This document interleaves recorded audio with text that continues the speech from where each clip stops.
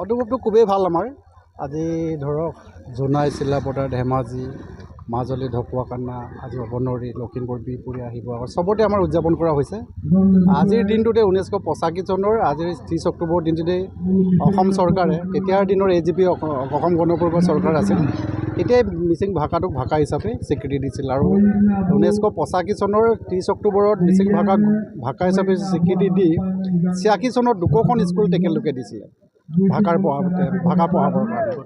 2খনৰ একেখন স্কুলত 100জন শিক্ষকো নিযুক্তি দিছিলে। তেখেতলোকে দিছিলে তেতিয়া ভাষা শিক্ষক হিচাপে দিছিলে, subject language class 4 and class 3 একেখন স্কুলত তেখেতলোকে দিছিলে। আৰু এই দিন ধৰি আজি তাৰিখলৈকে আজি 41 বছৰ হ'ল ভাষা শিক্ষক হিচাপে, ভাষা দিৱস হিচাপে উদযাপন কৰি আহিছোঁ।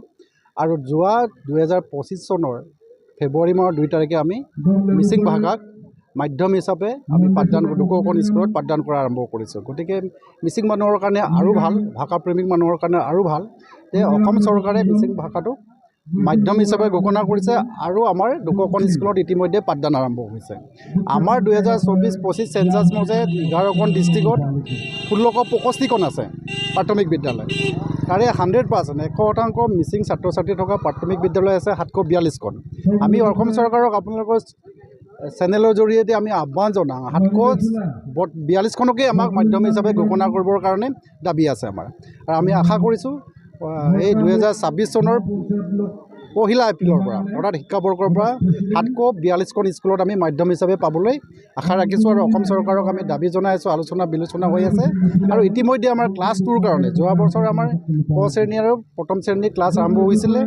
আৰু ইতিমধ্যে অসম চৰকাৰ আৰু মিচিং অট'নমাছ কাউন্সিলে চিঠি আমাক পঠিয়াইছে ক্লাছ 2ৰ কাৰণে আমাক পাঠ্যপুথি প্ৰণয়নৰ আৰু পাঠ্যপুথি প্ৰিপেৰেশ্যনৰ কাৰণে।